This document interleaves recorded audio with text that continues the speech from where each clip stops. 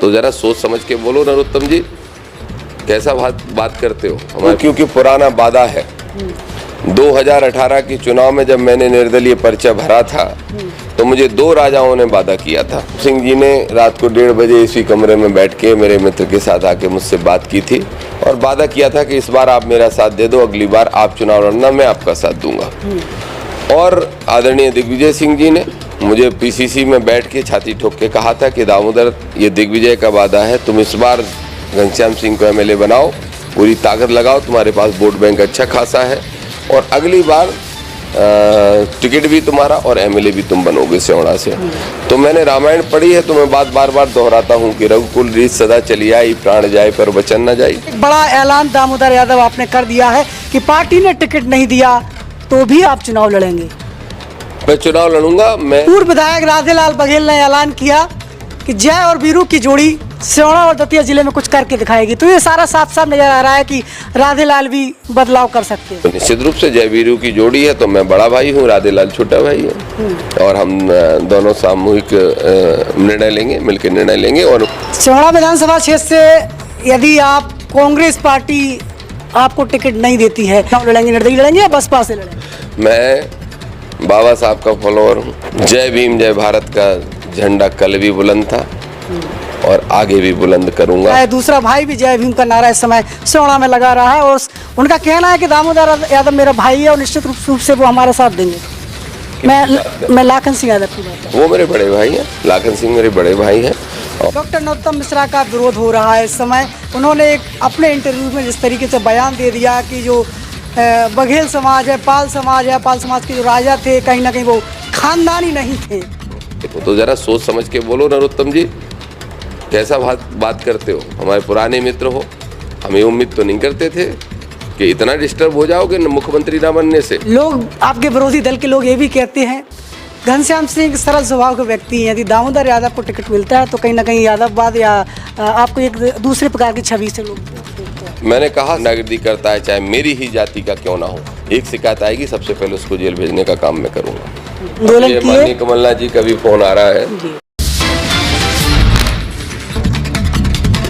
मैं हूं राजा भैया पाल। मैं इस समय सियोड़ा विधानसभा क्षेत्र में हूं जहां पर एक ऐसी शख्सियत जो किसी पर्चे के मोहताज नहीं है जुड़ रहे हैं, ओबीसी का एक बड़ा चेहरा दामोदर यादव, जो कि सियोड़ा विधानसभा क्षेत्र से कांग्रेस से दावेदारी कर रहे हैं। स्वागत है हमारे चैनल पर आपका। बहुत बहुत धन्यवाद राजा भैया, आपके चैनल को मैं इसलिए और ज़्यादा शुभकामनाएं और धन्यवाद दोनों ही देता हूं क्योंकि इस पूरे क्षेत्र के अंदर ही नहीं बल्कि धीरे धीरे पूरा बुंदेलखंड, पूरा ग्वालियर अंचल, सब जगह आपके चैनल का प्रभाव बहुत तेज़ी से बढ़ रहा है और आप एक अच्छे निष्पक्ष पत्रकार हैं, इसलिए आपको बहुत बहुत धन्यवाद। दामोदर यादव, पहला सवाल करना चाहेंगे, मध्य प्रदेश के ओबीसी को लेकर के जिस तरीके से आज क्रांति मची हुई है, क्या कहेंगे? जिस तरीके से आज आपने ऐलान कर दिया है कि आप 125 सीटों की मांग कर रहे हैं कांग्रेस पार्टी में। मैंने आज से लगभग 20 दिन पहले मध्य प्रदेश के प्रभारी आदरणीय सुरजेवाला जी से मेरी 2 तारीख को मुलाकात हुई थी, पहली मुलाकात, और 2 तारीख को ही मैंने उनको एक पत्र सौंपा था जिसमें मैंने मांग की थी कि मध्य प्रदेश में ओबीसी को संख्या के अनुपात में टिकट दिए जाए जिसकी संख्या बनती है 126। उन्होंने सहमति जताई थी और कहा था कि प्रयास करते हैं। उसके बाद माननीय कमलनाथ जी से जब मैं मिला तो सेम बात मैंने उनके सामने रखी और मैंने ये समझाने की कोशिश की अपनी पार्टी के नेताओं को कि हमें ये सोचना होगा कि 18 साल से भाजपा सरकार क्यों बना रही है। उमा भारती जी का चेहरा दिखा के लोधी वोट ले लेते हैं, कि शिवराज जी का चेहरा दिखा के धाकर वोट ले लेते हैं, केशव प्रसाद मौर्य का चेहरा दिखा के कुशवाहा वोट ले लेते हैं, एसपी सिंह बघेल साहब का चेहरा दिखा के पाल बघेल समाज का वोट ले लेते हैं। ऐसे सब समाजों के चेहरे उनके पास हैं।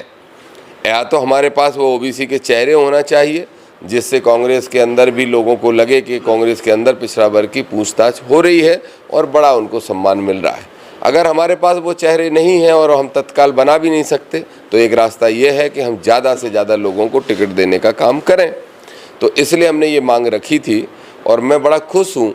मैंने जो चिट्ठी राहुल गांधी जी को लिखी थी आज से 1 महीने पहले, मैं आज देख रहा हूँ कि राहुल जी के भाषण में हर जगह ओबीसी की बात आती है। मैं धन्यवाद दूंगा राहुल जी को कि उन्होंने जातिगत जनगणना के मुद्दे को नेशनल इशू बना दिया। और इतना बड़ा इशू बना दिया कि जो भाजपा जाति के आधार पर शोषण करना जानती है वो भाजपा के गले की फांस बन गया है वो मुद्दा। आज नरेंद्र मोदी जी से लेके सब मैंने देखा तेलंगाना के अंदर बयान दे रहे हैं और यही बयान दे रहे हैं कि राहुल जी कह रहे हैं कि ओबीसी मुद्दा, ओबीसी में अगर जिसकी जितनी संख्या भारी उसकी उतनी हिस्सेदारी के आधार पर टिकट दे देंगे तो मैं गारंटी से कहता हूँ मध्य प्रदेश में बहुत बड़ी सरकार बनेगी बड़े बहुमत से और देश में भी राहुल गांधी प्राइम मिनिस्टर बनेंगे। तो मांग मेरी 126 टिकट की है मध्य प्रदेश के अंदर।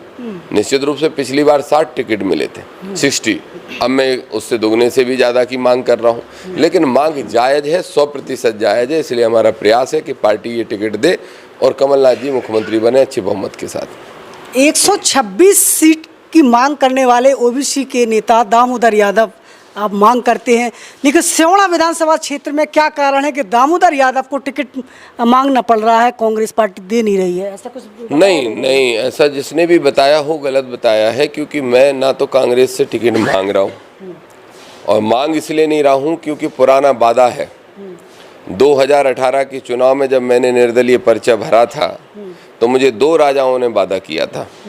एक राजा दतिया के जिनको मैं राजा तो संवैधानिक प्रक्रिया के तहत नहीं कह सकता, लेकिन घनश्याम सिंह जी ने रात को 1:30 बजे इसी कमरे में बैठ के मेरे मित्र के साथ आके मुझसे बात की थी और वादा किया था कि इस बार आप मेरा साथ दे दो, अगली बार आप चुनाव लड़ना, मैं आपका साथ दूंगा।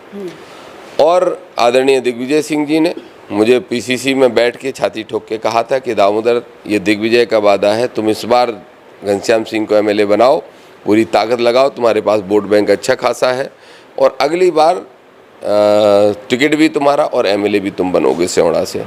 तो मैंने रामायण पढ़ी है तो मैं बात बार बार दोहराता हूँ कि रघुकुल रीत सदा चली आई, प्राण जाए पर वचन न जाई। और अक्सर ये चौपाई राजा महाराजाओं के ऊपर ही ज़्यादा फिट बैठती है। तो 2 राजाओं का वादा जो था तो वो रघु की रीत जो है, कुल की रीत जो है वो क्या होता है ये समय देखने वाला होगा। लेकिन मैं टिकट विकेट मैं भिखारी नहीं हूँ जो मांगता रहूँगा। मैं ये कहता हूँ कि कोविड जब लगा था, कोविड चल रहा था और हमारा उपचुनाव था, पार्टी का एक नेता, डंके की चोट पे कह रहा हूँ, पार्टी का एक नेता कोविड के डर के मारे बाहर नहीं आ रहा था और माननीय कमलनाथ जी ने प्रदेश उपाध्यक्ष बना के मुझसे कहा कि सारी सीटों का दौरा कर लो, तो मैं निकल पड़ा पास बनवा के। तब से लेके आज तक रुका नहीं।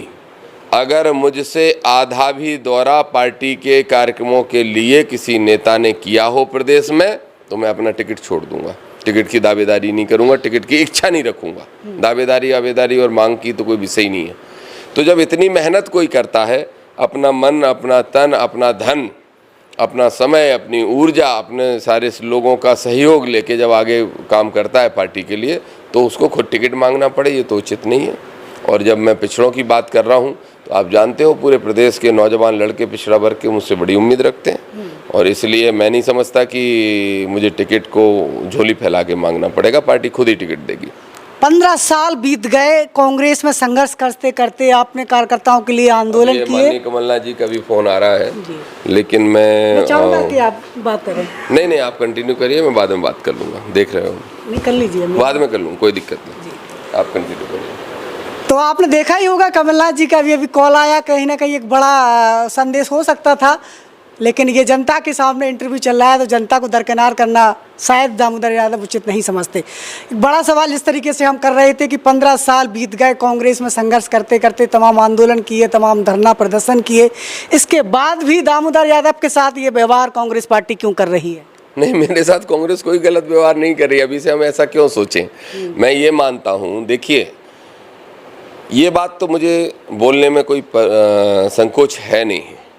कांग्रेस गांव और गरीब की पार्टी है, किसान की पार्टी है, पिछड़ों दलितों की, अल्पसंख्यक लोगों की पार्टी है, शोषित वंचित लोगों की के लिए काम करने वाली पार्टी है। कमलनाथ जी ने 27% आरक्षण किया, किसी ने नहीं किया। पिछड़े वर्ग के 3 मुख्यमंत्री बन गए बीजेपी के, किसी ने नहीं किया। इसी तरह से अभी जो जातिगत जनगणना का मुद्दा है तो राहुल जी पूरी प्रखरता से उठा रहे हैं, वो भी किसी और ने नहीं किया। तो मैं ऐसा मानता हूँ कि किसी कीमत पे पार्टी कुछ गलत डिसीजन लेगी नहीं, लेकिन कुछ छत्रप हैं, कुछ सामंत शाही सोच के लोग हैं जो पार्टी को अगर प्राइवेट लिमिटेड की तरह चलाना चाहेंगे तो मेरे जैसा कार्यकर्ता तो विरोध करेगा। और पुराने स्थापित लोग जो हैं, जिनको पार्टी की कम खुद की चिंता ज़्यादा होती है, जिनको जनता की कम अपने परिवार की चिंता ज़्यादा होती है, अगर वो लोग ऐसी कोशिश करेंगे तो मैं तो विरोध करूंगा, मैं राहुल जी तक जाऊंगा। और राहुल जी स्वयं ही बोल रहे हैं कि जितनी आबादी उतना हक। माननीय सुरजेवाला जी जो मध्य प्रदेश के प्रभारी हैं, बहुत अच्छे प्रभारी बने हैं, और माननीय कमलनाथ जी सभी कह रहे हैं जितनी आबादी उतना हक। तो हक कहाँ मिलेगा? हक की शुरुआत तो राजनीति से ही होना चाहिए ना, क्योंकि अभी 2 महीने बाद चुनाव या 1.5 महीने बाद चुनाव है। तो इस मध्य प्रदेश में अगर हमको हक अभी टिकटों में दे दोगे तो निश्चित रूप से फिर हम भिखारी नहीं रहेंगे, हम भी मालिक बन जाएंगे। और हमको मालिक ही बनना है, क्योंकि हम बहुसंख्यक लोग हैं इस मध्य प्रदेश के देश के अंदर। तो इसलिए राहुल जी की जो बात है, जो राहुल जी की जो सोच है, खड़गे साहब की जो सोच है, और सुरजेवाला जी और कमलनाथ जी की भी जो सोच है, हम तो उसी सोच को आगे बढ़ाने का प्रयास कर रहे हैं। मैं नहीं समझता कि पार्टी कोई गलत डिसीजन लेगी, क्योंकि सरकार बनाना है जहां भाजपा केंद्र के मंत्रियों को तक चुनाव मैदान में उतार रही है, तो हम किसी भी सीट पे कंप्रोमाइज़ क्यों करेंगे? हारने वालों को टिकट क्यों दिए जाएंगे? सर्वे में अगर कोई तीसरे स्थान पर आने की स्थिति में तो उसको टिकट क्यों दिया जाएगा? मैं दावे से कह रहा हूँ कि सियोड़ा क्षेत्र के अंदर पार्टी मुझे टिकट देगी तो मैं जनता के आशीर्वाद से, बहुत हजारों वोटों से, बहुत बड़ी जीत जनता के द्वारा मुझे दी जाएगी। लेकिन ये भी कह रहा हूँ कि अगर टिकट रिपीट कर दिया जाएगा तो स्थान नीचे से देखा जाएगा। एक बड़ा सवाल ये भी आ गया है कि जिस तरीके से इंदिरागढ़ में जो ऐतिहासिक महाकुंभ था ओबीसी का, जिस तरीके से आज हजारों की संख्या में इंदिरागढ़ सभा में जो लोग थे, और उसी बीच में एक बड़ा ऐलान दामोदर यादव आपने कर दिया है कि पार्टी ने टिकट नहीं दिया तो भी आप चुनाव लड़ेंगे। मैं चुनाव लड़ूंगा। मैं, हर नेता की अपनी प्राथमिकताएं होती हैं। मैं हमेशा कहता हूं कि मेरा काम करने का तरीका थोड़ा डिफरेंट है। मेरे लिए, अगर हम इसको इस एंगल से समझें, तो मेरे लिए सबसे पहली प्रायोरिटी पे होती है मेरे क्षेत्र की जनता, आम आदमी, किसान, मेरे कार्यकर्ता, मेरे साथी, मेरे कोर टीम के लोग। वो जो निर्णय करते हैं मैं सबसे पहली प्राथमिकता पे उसको महत्व देता हूँ। दूसरे स्थान पे आता है मेरे लिए मेरा नेता, और तीसरे स्थान पे आती है मेरे लिए पार्टी। बड़ी स्पष्ट लाइन है। मेरे साथी, क्षेत्र की जनता जो कहेगी वो मुझे निर्णय मानना पड़ेगा। फिर नेता जो कहेंगे उस निर्णय को भी मैं मानने का प्रयास करूंगा, और पार्टी का जो सामूहिक निर्णय होगा उसको भी मानने का प्रयास करूंगा। लेकिन प्रायोरिटी क्या है? प्रायोरिटी है मेरे क्षेत्र की जनता, मेरे क्षेत्र का किसान, मेरे क्षेत्र का नौजवान, मेरे अपने साथी। तो वो जो निर्णय करेंगे वो मैं ज़रूर मानूंगा। देखिए, मेरी पहचान कहाँ से बनी? मैं कांग्रेस में क्यों गया? कांग्रेस ने मुझे क्यों लिया? मैं जब इंडिपेंडेंट चुनाव लड़के इतनी बड़ी स्थिति में आ सकता हूँ, आप समझने की कोशिश करिए सियोड़ा का समीकरण। मैं, राधेलाल जी बघेल साहब और एक कुशवाहा जी चुनाव लड़ रहे थे। हम तीनों भाजपा कांग्रेस से तो नहीं थे, छोटे दलों से लोग थे। उसके बाद भी आप देखिए कि भाजपा कांग्रेस से कौन थे? भाजपा से दतिया के नगर सेठ, जो इस समय फिर से बीजेपी के प्रत्याशी बने हैं, और बीजेपी का टिकट उनके पास, अग्रवाल साहब। कांग्रेस से कौन थे? दतिया के तथाकथित राजा आदरणीय घनश्याम सिंह जी, बड़े भाई हमारे। तथाकथित इसलिए कह रहा हूँ कि मैं राजा किसी को मानता नहीं हूँ, लेकिन मैं उनका सम्मान करता हूँ। तो वो दतिया के राजा कहलाते थे, और कांग्रेस का टिकट, तो आप सोचिए, बीजेपी और कांग्रेस का टिकट, दतिया के राजा और दतिया के नगर सेठ, उसके बाद 50,000 वोट लाते हैं। और मैं, राधेलाल बघेल और लायक सिंह कुशवाहा, मजाक मजाक में 3 पिछड़े लड़ जाते हैं और 50,000 वोट लेके आ जाते हैं। तो सियोड़ा का टेस्ट समझिए। सियोड़ा क्षेत्र की जनता कभी भी सिर्फ पार्टी की मोहताज नहीं होती, वो अच्छे प्रत्याशी को ढूंढने का प्रयास करती है, बशर्ते पिछड़े वर्ग के लोग 4-5 हिस्से में ना बटें, 3 हिस्से में ना बटें, 2 हिस्से में भी ना बटें तो और बेहतर है।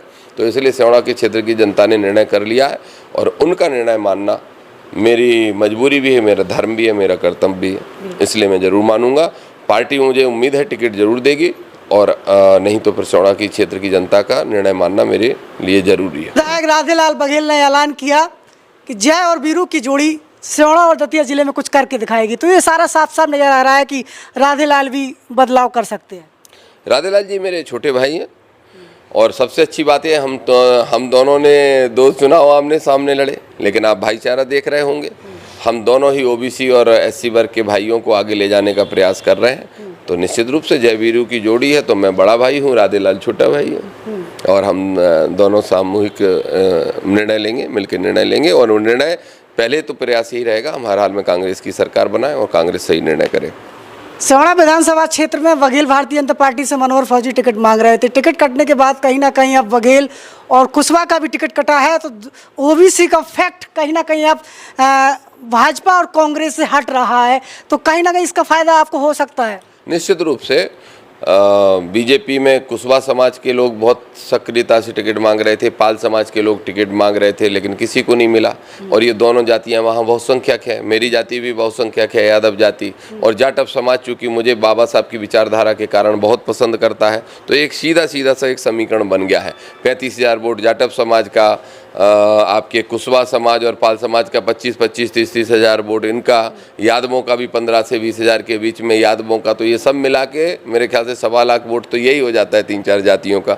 और निश्चित रूप से सीधे समीकरण है कि वो सारे लोग मुझे वोट देना चाहते हैं, सपोर्ट देना चाहते हैं, विधायक बनाना चाहते हैं। अभी हाल के समीकरण तो ये है कि भिंड दतिया जिले में ना तो बघेल को टिकट मिल रहा है और ना ही कुशवाहा को टिकट मिल रहा है, तो आप ओबीसी के बड़े नेता हैं, क्या कहना चाहेंगे इस पर? देखिए, मेरी लड़ाई मेरे टिकट की नहीं है। मैंने 126 टिकट की लड़ाई लड़ी और इसीलिए कहा कि अगर 125 देते हो तो दामोदर अपनी टिकट की कुर्बानी देने को तैयार है। दे दो आप 125 टिकट, और अगर नहीं दोगे पिछड़ों को टिकट तो फिर दामोदर को विरोध में उतरना पड़ेगा। दामोदर यदि सिवाड़ा विधानसभा क्षेत्र में उतरते हैं तो कांग्रेस पे भारी पड़ेंगे या भाजपा पे भारी पड़ेंगे? दामोदर का चुनाव लड़ने का मतलब है कि जनता का चुनाव लड़ना, इसलिए कोई पार्टी कंपटीशन में नहीं होगी, कोई नेता कंपटीशन में नहीं होगा, संघर्ष ही नहीं होगा वोटों का, दुगने और तिगने की जीत हार का मामला रहेगा, पहली चीज़। दूसरी चीज़ यह है कि मैं जब चुनाव लड़ूंगा तो मैं सिर्फ सिवाड़ा के चुनाव नहीं लड़ूंगा। आज आपने देखा होगा, मैंने सब साथियों से आग्रह कर लिया कि चंदा देना, कोई 100 रुपये, कोई 500 रुपये, कोई 50 रुपये, हेलीकॉप्टर लेके 50 विधानसभा में सभाएं करने जाऊंगा और पिछड़ों के हित में सभाएं करने जाऊंगा। यदि आप कांग्रेस पार्टी आपको टिकट नहीं देती है तो लड़ेंगे या बसपा से लड़ेंगे?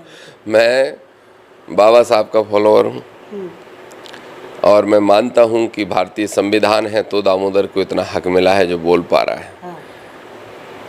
जय भीम जय भारत का झंडा कल भी बुलंद था और आगे भी बुलंद करूँगा। कांग्रेस का एमएलए भी बनूंगा तो भी जय भीम का झंडा बुलंद करने का काम करूँगा, चाहे कांग्रेस के टिकट पे बनूं चाहे गैर कांग्रेस के टिकट पे बनूं। जय भीम जय भारत ये मेरी पहली लाइन है और हमेशा रहेगी। किसी पार्टी का नाम मैं स्पष्ट नहीं बता सकता, मुझे विश्वास है कांग्रेस टिकट देगी। बिल्कुल, तो जय भीम का नारा जिस तरीके से लगा दिया है, दूसरा भाई भी जय भीम का नारा इस समय सिवाड़ा में लगा रहा है और उनका कहना है कि दामोदर यादव मेरा भाई है और निश्चित रूप से वो हमारे साथ देंगे।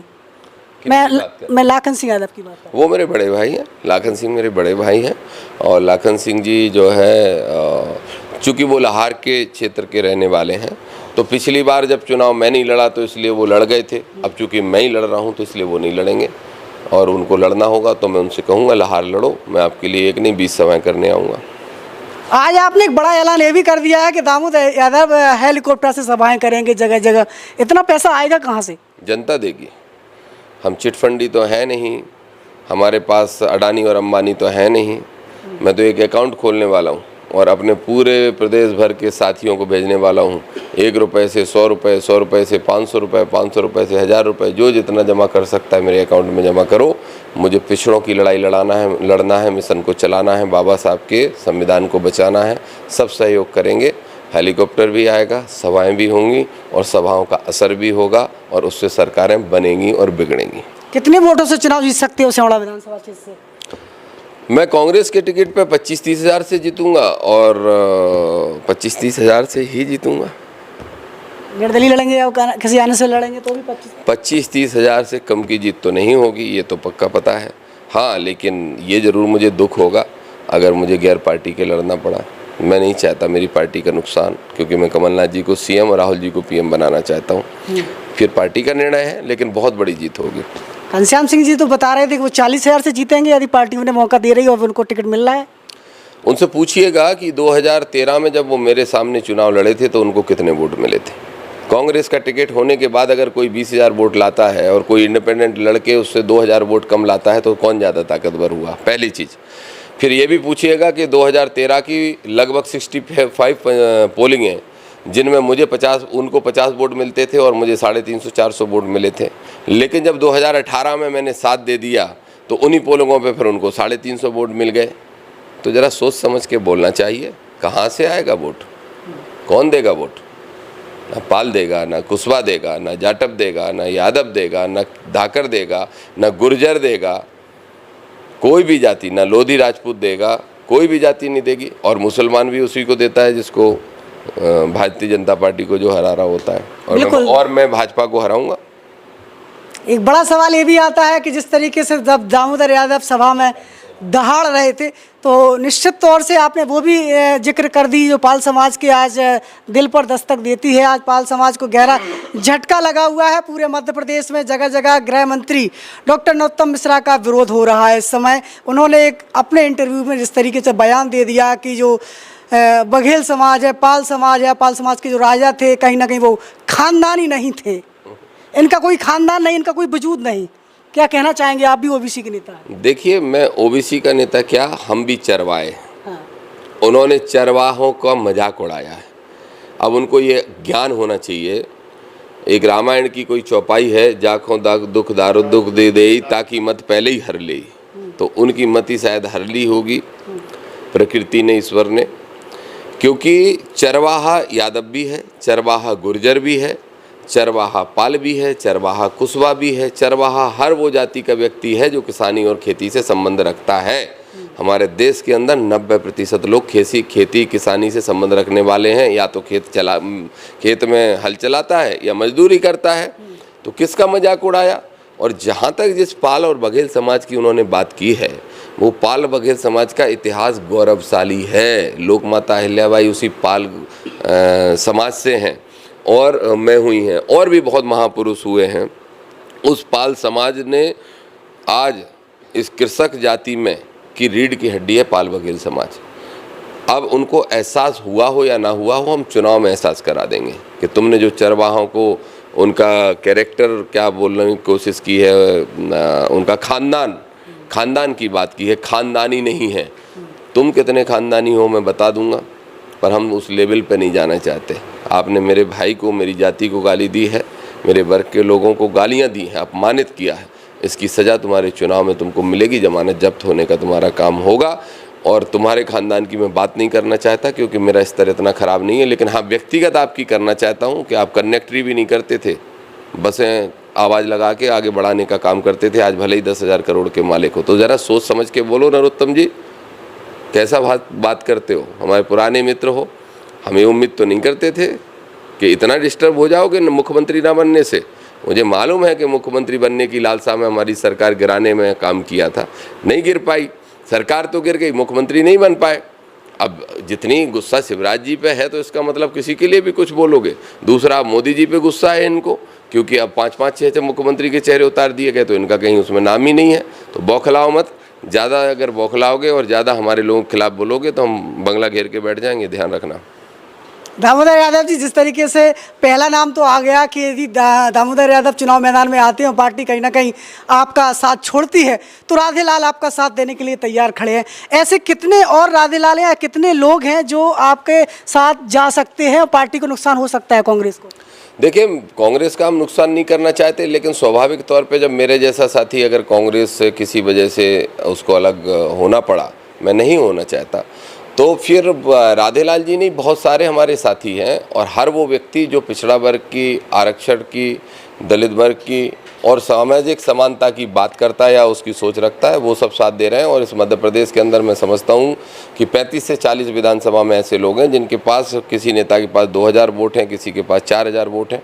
वो सब एक बड़ा नाम आपने और भी लिया है आज, लाहौर के रसाल सिंह जी का, जो कि पूर्व विधायक हैं और कहीं ना कहीं लाहौर में भारतीय जनता पार्टी का वजूद रखने वाले हैं। तो रसाल सिंह हैं, जब से रसाल सिंह उस मैदान में आए हैं, भाजपा का ग्राफ लाहौर में बढ़ा है। तो कहीं ना कहीं आपने उनका भी हाथ थामने की बात कही है, अपना हाथ बढ़ा दिया है, क्या लगता है? बिल्कुल, मैंने तो शिवराज जी को भी, उमा भारती जी को भी, रसाल सिंह कक्का को भी, वो मेरे कक्का ही हैं, मेरे ताऊ जी के मित्र हैं और मैं उनका बहुत सम्मान करता हूं।